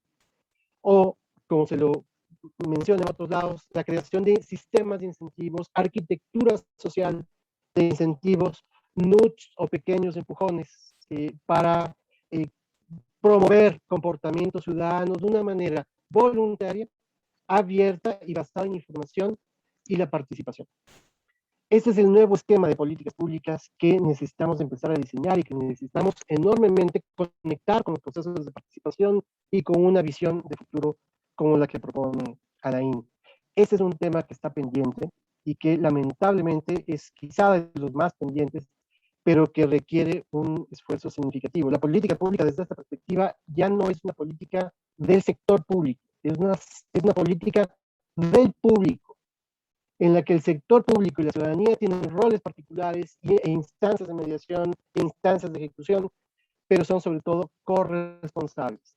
Lo cual cierra, y con eso cierro yo también, el concepto que Alain menciona que me parece fundamental, que es el de cogobernanza. Toda planificación territorial, todo cambio de modelo de gestión, todo cambio de modelo de desarrollo necesita la participación corresponsable, necesaria, inevitable, indispensable de todos los actores ciudadanos comprometidos con este territorio. Y eso no es un llamado general de buena voluntad, es un reto de innovación, es una condición y un criterio que todos los procesos modernos de construcción participativa de políticas públicas y de benchmarking y de design thinking aplicado a políticas públicas han confirmado innumerables ocasiones. Si queremos hacer buena planificación, tenemos que hacer una planificación light, orientada, participativa, innovadora, enmarcada en los entornos internacionales y muy consciente de las características y condiciones de los contextos nacionales y locales, sociales, económicos y políticos, ¿sí? Eso es también la gobernanza, y me parece que el concepto que maneja Alain en sus textos va en este sentido, y me parece fundamental rescatarlo como una especie de cierre que le da el sentido a todo lo anterior. No más, muchísimas gracias a ustedes por el tiempo y por la oportunidad. Les paso un momento en el chat los links, perdón, por favor. Cumplo mi promesa.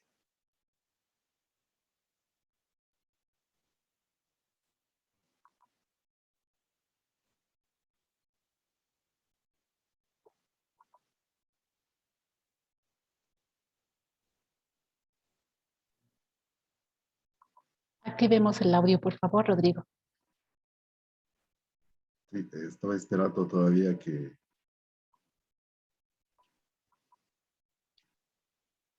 Patricia está pasando unos enlaces, me parece. Bueno, si me permiten agradecer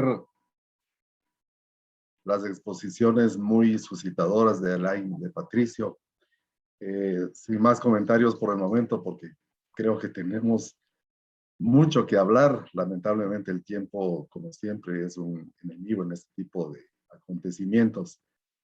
Pero quiero poner en conocimiento algunas preguntas que los participantes han realizado para que tengamos la oportunidad de completar las exposiciones. En primer lugar, hay una pregunta para Alain que manifiesta lo siguiente. Usted mencionó que hoy, más que nunca, deben colaborar las instancias del gobierno central con las de los gobiernos locales a fin de avanzar a la reactivación. Europa ya planifica y ejecuta con una visión territorial o regional.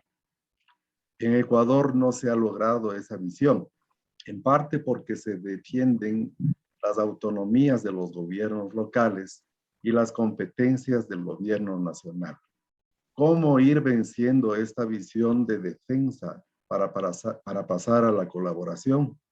Esta es la pregunta que lo hace un participante para Alain. Alain, por favor, si puedes responder a la pregunta. Está el micrófono, hay que activarlo. Sí, perdón. Bueno, es una pregunta muy acertada.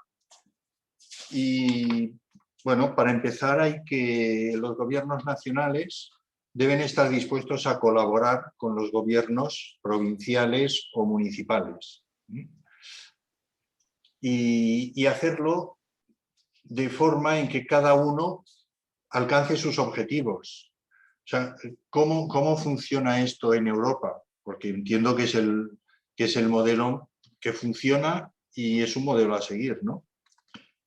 Bueno, pues Europa se dirige directamente a las regiones e incluso a las ciudades. Es decir, digamos que, entre comillas, pasa por encima de los países.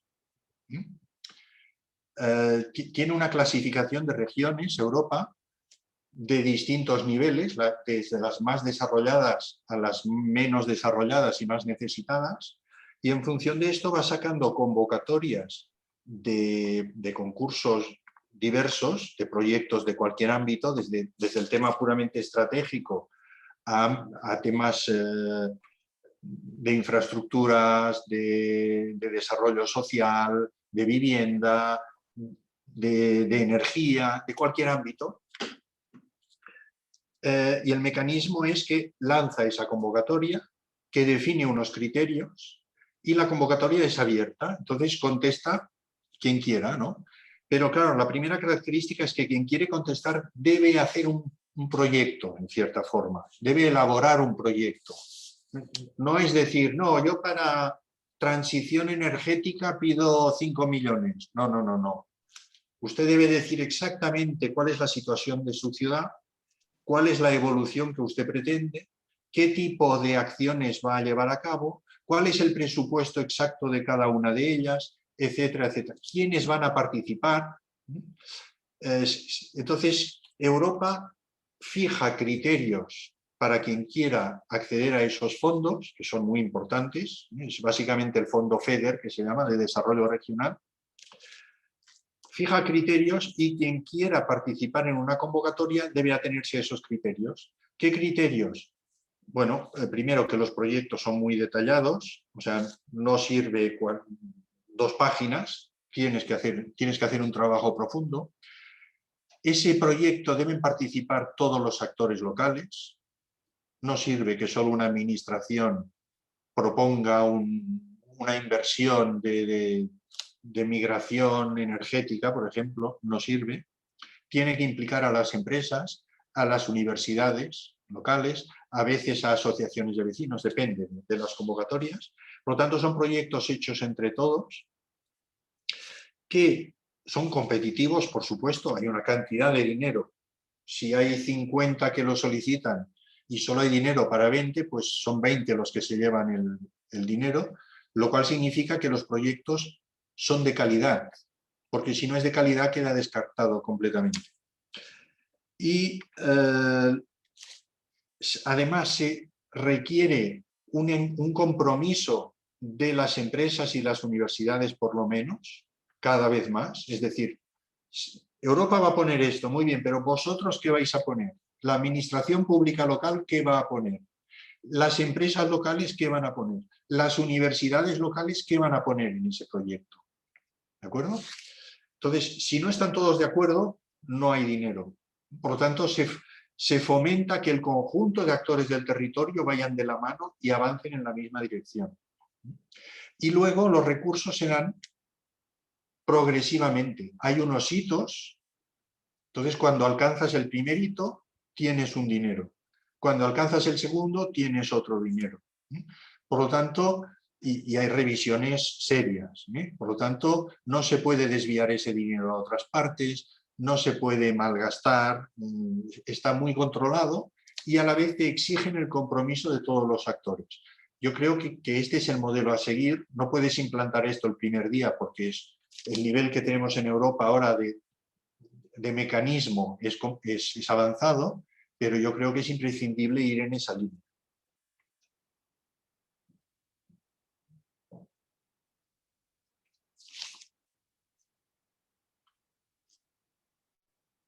Activa el micrófono, por favor, Rodrigo.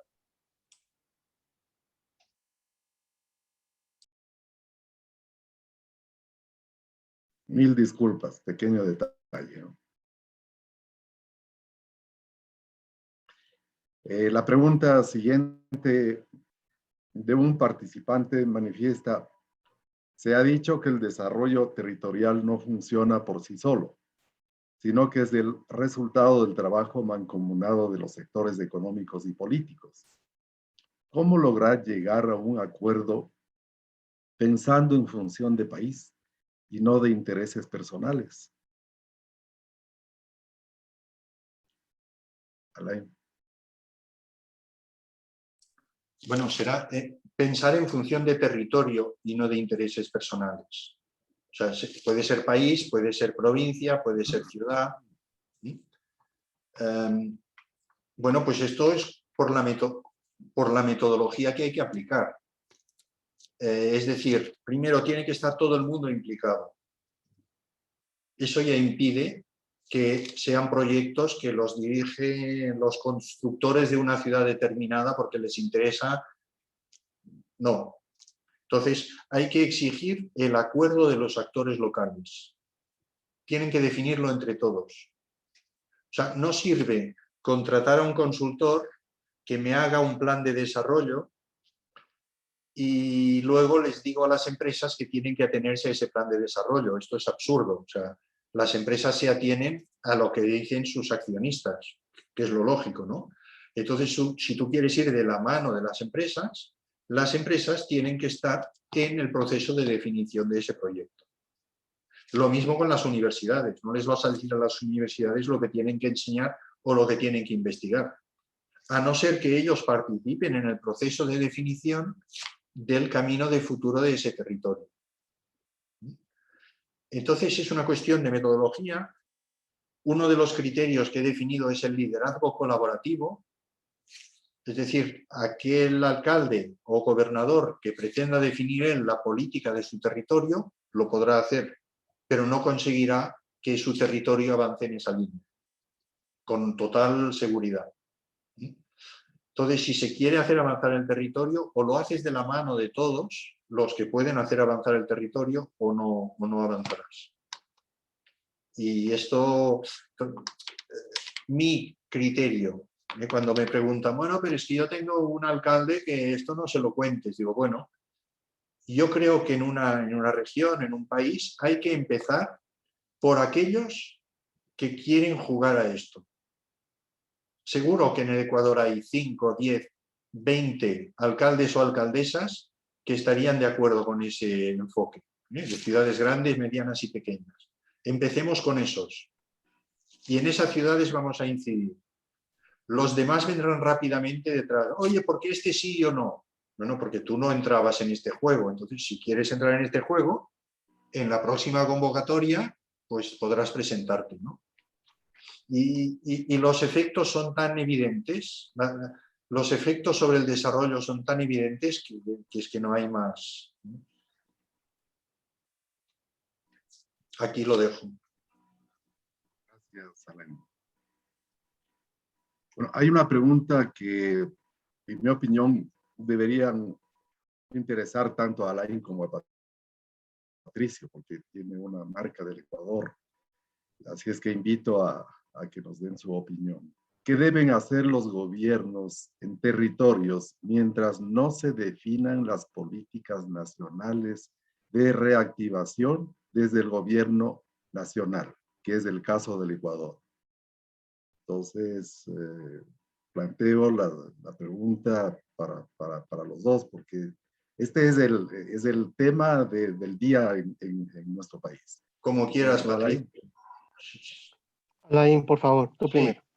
Bueno, una de las cosas que ha aparecido en mí, una de las ideas que ha aparecido en mi presentación, es que el desarrollo solo puede salir del territorio, nunca del gobierno nacional. Otra cosa es que el apoyo del gobierno nacional es importante para llevar a cabo proyectos de transformación profunda, pero tiene que salir del territorio siempre. Entonces, ¿cómo se hace eso? Bueno, yo creo, por mi experiencia, porque he sido político local, que los ministerios suelen tener recursos para distribuir y muchas veces tienen un problema porque no saben dónde distribuirlo para que no se pierda el dinero. Entonces, si encuentran oportunidades que tengan sentido, fundamento, que tengan una base sólida, para ellos es una alegría, porque ahí se va a aprovechar el dinero. ¿Dónde es eso? ¿Cómo ocurre eso? Bueno, cuando hay un líder local o territorial que es capaz de convocar a sus actores locales, definir conjuntamente un proyecto de futuro. Ese proyecto de futuro, lógicamente, tendrá una serie de proyectos, buena parte de los cuales se pueden desarrollar desde el mismo territorio sin más apoyo, y obviamente habrá otros proyectos de especial envergadura que requerirán el apoyo nacional, ¿no? Del gobierno nacional. El hecho de ir a visitar un ministro o un viceministro, pero que vaya no solo el alcalde, sino que vaya el alcalde con el presidente de los empresarios, con el rector de la universidad o de las universidades locales, con no sé qué otros personajes importantes puede haber en una determinada ciudad, ¿no? Primero, que esto es una novedad para ese ministro o viceministro, pero sobre todo que transmite la idea de decir, hombre, si se han puesto de acuerdo todos estos, ellos ya van a desarrollar todo esto y me piden a mí que haga esto, esto tiene todas las probabilidades de tener un retorno importante. Entonces, mi experiencia es que esto es una tranquilidad incluso cuando vas a pedirlo a un ministerio, un recurso determinado. La respuesta a la pregunta, desde luego no hay que esperar que el gobierno nacional se ponga en marcha, o sea, hay que empezar a hacer el camino, porque se puede hacer mucho camino desde el territorio. El territorio tiene muchos recursos. Otra cosa es que la administración pública del territorio por sí sola se vea muy limitada. Pero si suman las universidades, las empresas, las ONGs, las organizaciones agrarias, etcétera, etcétera, tienes un potencial muy importante si consigues alinearlos y que todos avancen en la misma línea. Muchas gracias, Alain. Le solicito a Patricio que nos dé su opinión. Como siempre hasta ahora, básicamente de acuerdo con Alain. Solo un par de temas. Creo que es importante reconocer primero que los gobiernos autónomos descentralizados son eso, autónomos descentralizados. Y hay que construir esa definición, no solo tenerla, hay que hacerla. Creo que todo GAT tiene la plena capacidad, de hecho lo sabe, pero y es extraño que a veces en las planificaciones no aparezca con claridad ese conocimiento, pero cada GAT, cada actor local conoce de alguna manera el balance de activos y pasivos que tiene su territorio. En qué es bueno, qué tradición productiva tiene ese territorio, qué problemas, qué fallas, qué limitaciones han generado que no funcione como debería funcionar y qué pasa con el talento humano. Se queda, se va, ¿por qué se queda, por qué se va? Ese tipo de conocimiento básico está en todos los territorios y ya solo tomar medidas básicas para enfrentar, para equilibrar esta tensión productiva, creativa dentro de los territorios, es algo que ya es un buen inicio, ¿sí? Todo actor local que incluya gobiernos, sector privado, academia, ciudadanos en general, ONGs, están en la capacidad de definir agendas mínimas de acción concreta de corto plazo. Están perfectamente claros en eso e incluso en muchas ocasiones no es un tema de recursos, es un tema de priorización, es un tema de acuerdo, es un tema de comunicación. Creo que eso se puede hacer desde ya en el corto plazo y eso ayuda a un proceso de planificación más serio y más largo plazo. ¿Hay que esperar a que el gobierno central dé orientaciones? No, pero es necesario, digamos, el desarrollo territorial nacional es como una gran imagen en rompecabezas, ¿sí? Cada pieza local, territorial, puede tener su sentido, puede estar perfectamente armada, puede estar perfectamente clara, estar muy bien perfilada, pero si esa pieza no se combina con otras al lado, en un entorno más amplio, empieza a perder sentido, ¿sí? La lógica nacional lo que debería hacer es crear esa imagen, ese marco de sentido a los esfuerzos de desarrollo local que se están generando en los territorios. Por lo tanto, los territorios deben desarrollar sus propias prioridades y su propia lógica de desarrollo territorial, sí, por supuesto, pero van a notar que hay un límite, y el límite es que el desarrollo local de mi territorio, tiene como límite y como potencia el desarrollo territorial del otro territorio que está al lado mío, y del otro que está más allá, y del otro que está más allá, y si sumamos todo, hay una imagen nacional que está todavía lamentablemente ausente. Pongamos un ejemplo muy sencillo. Cualquier cantón puede apostar por el desarrollo sostenible y participativo, ¿sí? Pero si la mitad de su territorio está asignado a un área de exploración minera o petrolera, no tiene muchas opciones, ¿sí? En realidad no tiene muchas opciones. ¿Qué es lo que tiene que hacer primero? Saber qué hay en el territorio, cuáles son los límites, restricciones, acciones, marco de actores que trabajan ya en su territorio, y ver cuál es su margen de acción real, ¿sí? No es tan fácil como que cada territorio decida su propia lógica y su propia propuesta de desarrollo, no, porque depende de lo que en su territorio estén haciendo otros actores. Lo que está pasando con la minería en el país, lo que está pasando con industrias emergentes, como por ejemplo el tema de cáñamo. Son temas que generan efectos y condiciones y marcos territoriales significativos. Y uno no puede hacer planificación territorial si no toma en cuenta estos procesos que son metaterritoriales, son nacionales o incluso internacionales.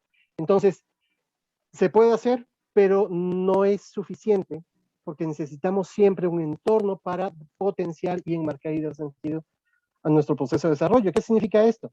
Es verdad que si podemos reunir a las fuerzas vivas, a los líderes, a los actores locales, territoriales, podemos tener un primer nivel de propuesta y de apuesta de desarrollo. Sí, pero ese mismo conglomerado necesita exigir, demandar y proponer posiblemente, o liderar incluso, propuestas de lógica regional e incluso nacional de una manera agregada. Ese es el tema que no estamos viendo, ¿sí? Y los actores territoriales a veces nos quedamos en nuestro límite territorial y no vemos la importancia y el rol que tenemos como actores de una región y de un país.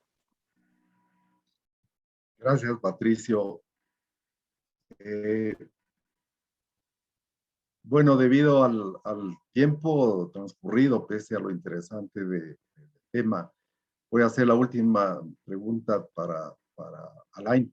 Y me permito ponerle en tono de pregunta, pese a que la persona que ha planteado ha hecho un comentario, pero me parece que esto complementa lo que acaba de manifestar Patricio.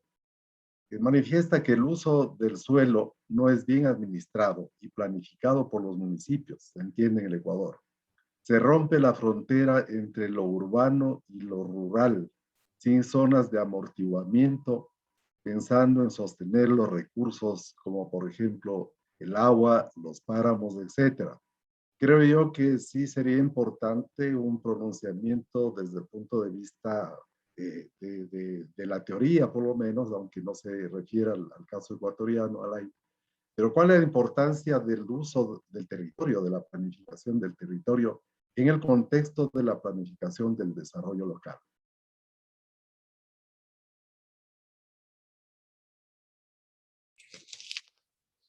Bueno, esta es una cuestión muy importante que también está cambiando o ha cambiado con la pandemia. Bueno, de hecho he hecho un apunte en mi ponencia. He hablado de la importancia de ver a las ciudades, o sea, de ver el país como una red de ciudades, cada una de las cuales da servicio a todo un territorio a su alrededor, ¿no? Esos territorios pueden ser las provincias, pueden ser las regiones, pueden ser los que sean. Y esto va en la línea del comentario. La ciudad, si planifica su futuro, no debe hacerlo de forma aislada al entorno geográfico en el que se encuentra, porque en realidad la ciudad está prestando servicios, servicios educativos, servicios sanitarios, servicios de ocio, servicios culturales, etcétera, etcétera, financieros, comerciales, etcétera, a una región amplia a su alrededor. Por lo tanto, no tiene demasiado sentido que se planifique ella sola sin tener en cuenta ese entorno. Y se está yendo cada vez más a una planificación combinada de la ciudad con el entorno en el que influye más directamente. Puede ser esto una provincia o puede ser un entorno más pequeño, depende. Pero tiene cada vez más sentido hacer esto de forma integral, porque la ciudad necesita alimentarse, suele alimentarse de la producción más inmediata, ¿no? Recordemos la pandemia significa confinamiento, no podemos salir de nuestro territorio, bueno, entonces estamos volviendo, o sea, se ha ido a una globalización extrema, y entonces nos hemos dado cuenta de que la globalización es positiva, aporta muchos valores, pero no puede ser tan extrema. No podemos depender de cualquier parte del mundo para casi todo lo que consumimos. Esto no tiene sentido, ¿no? En ese sentido, la ciudad debe tender a planificarse cada vez más con su entorno rural, sus pueblos más cercanos o de influencia más directa. Y por lo tanto, hacer la planificación conjunta también de ese futuro. Muchas gracias, Alain. Bueno, existen algunas preguntas que están alrededor de lo ya tratado y me parece que podemos tener como una conclusión preliminar, es que este debe ser el primer evento sobre este tema. Tenemos que seguir con el tratamiento de algo fundamental para el momento crítico que atraviesa nuestro país por asumir el reto de recuperar a la economía. Como yo decía al inicio, a nivel mundial inclusive hay una incertidumbre de lo que se debe hacer frente a las consecuencias de la pandemia. No podemos, ni debemos, ni vamos a volver a la vieja normalidad. El mundo ha cambiado.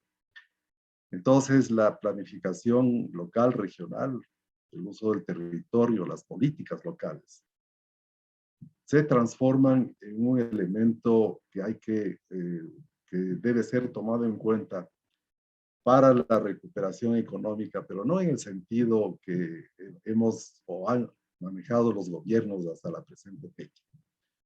Es decir, el criterio del modelo de desarrollo que siga los dictados de la productividad, del equilibrio fiscal, de la inserción en el comercio internacional, pero alejados de la atención a los problemas reales. Y los problemas reales del país comienzan con la pobreza. Y no podemos abstraernos de una realidad que da la globalización y de la tendencia de América Latina por desconocer la importancia de lo que el propio Fondo Monetario Internacional, como nos ha recordado ahora Alain, y la CEPAL, y todos los gobiernos europeos, sobre todo, de que hay que invertir, de que hay que gastar, de que hay que buscar recursos para reactivar la economía. Pero hay una tendencia en Latinoamérica, no en toda la región, pero una gran mayoría, de la política de la austeridad, de buscar el sacrificio de todos, de quienes ya no pueden sacrificarse más. Entonces allí encontramos una yuxtaposición de los intereses de la planificación a nivel nacional y de la planificación local que hay que resolverlo. Sin entrar al análisis de que la planificación misma está agotada. Yo no soy tan optimista como Patricio, que dice que ha tenido la planificación altos y bajos. Desde el reinicio de la democracia ha tenido bajos, hasta llegar a solamente tener un nombre no solamente decorativo, sino un nombre, no diría atractivo, sino simbólico, que no tiene ninguna importancia en la definición del porvenir de un país. Entonces me parece que tenemos mucho que hablar. Yo invito a que en un próximo evento nos encontremos nuevamente para seguir estudiando este tema que va a significar el hecho de que demos un aporte al país. Le llamo a Alain y a Patricio para que en una próxima oportunidad podamos tratar ese tema en asuntos ya más específicos. Por hoy yo agradezco mucho a Alain y a Patricio y a mis compañeros del CIEP por haber hecho posible este evento que creo que ha suscitado un gran interés en la ciudadanía. De manera que vamos a dar por terminado el evento con la esperanza de que hayamos suscitado entre los participantes, entre la audiencia, el interés por retomar ese tema, por profundizar en el conocimiento, por construir la verdad. Ese es el papel, ese es el objetivo que tenemos desde el CIEP. Gracias, Alain. Gracias, Patricio. Gracias, Verónica, Fabián, Jaime y Felipe por haber hecho posible este evento. Buenas tardes. Gracias a vosotros. Gracias a ustedes. Un gran abrazo, Alain, un gran abrazo a todos. Gracias. Igualmente. Rodrigo.